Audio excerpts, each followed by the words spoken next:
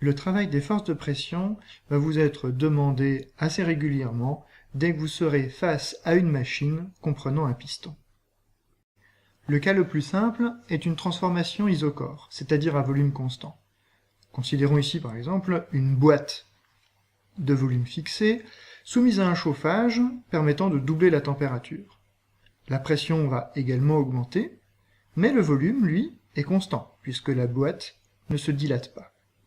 Ainsi, le travail est nul.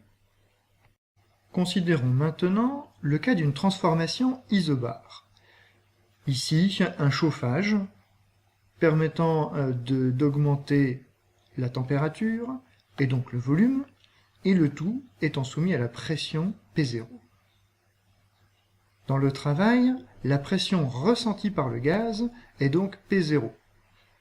Et cette pression étant constante, on peut le sortir de l'intégrale pour obtenir donc le résultat suivant, moins P0 fois l'écart de volume.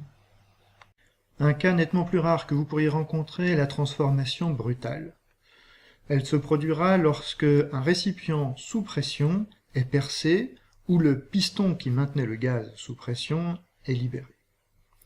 La pression ressentie par le gaz est donc la pression P0, la pression à la frontière du gaz, et comme cette pression est constante, ici, le calcul du travail ne pose aucune difficulté.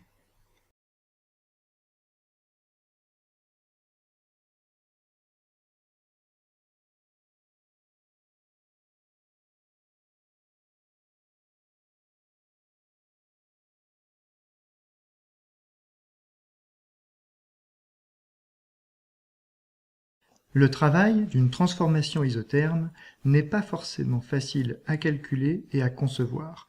En effet, toute compression d'un gaz va s'accompagner d'un réchauffement du gaz. Il faut donc imaginer des transformations soit suffisamment lentes ou des astuces techniques pour y parvenir.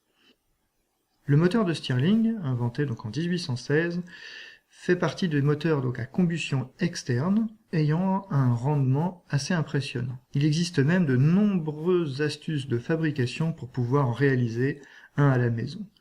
Ces moteurs assez étonnants permettent de générer un mouvement avec simplement quelques degrés de différence entre la source chaude et la source froide.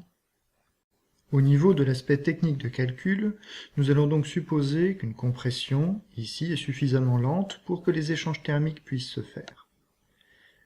Première chose, si la transformation est suffisamment lente, la pression extérieure, la pression ressentie par le gaz, est égale à la pression du gaz. On peut ensuite utiliser la loi des gaz parfaits pour modifier la pression en fonction de la température. Et puis comme la transformation est isotherme, le terme nRT0 est constant, il sort de l'intégrale et le calcul est immédiat.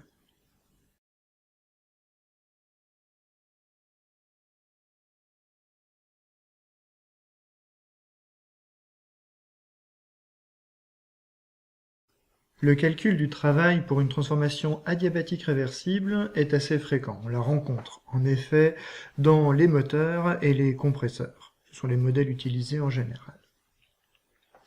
Le calcul direct est un petit peu audacieux.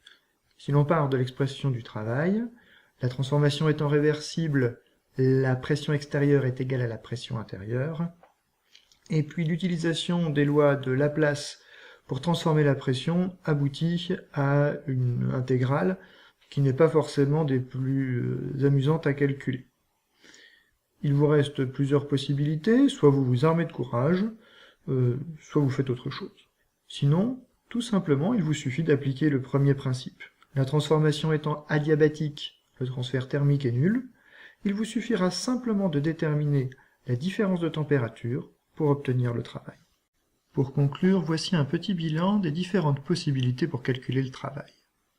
Premièrement, pour une transformation isochore, c'est le plus rapide, le volume est constant, le travail est nul.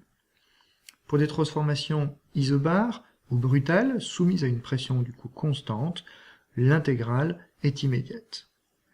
Pour une transformation adiabatique, on ne va pas calculer le travail directement, mais on va passer par le premier principe.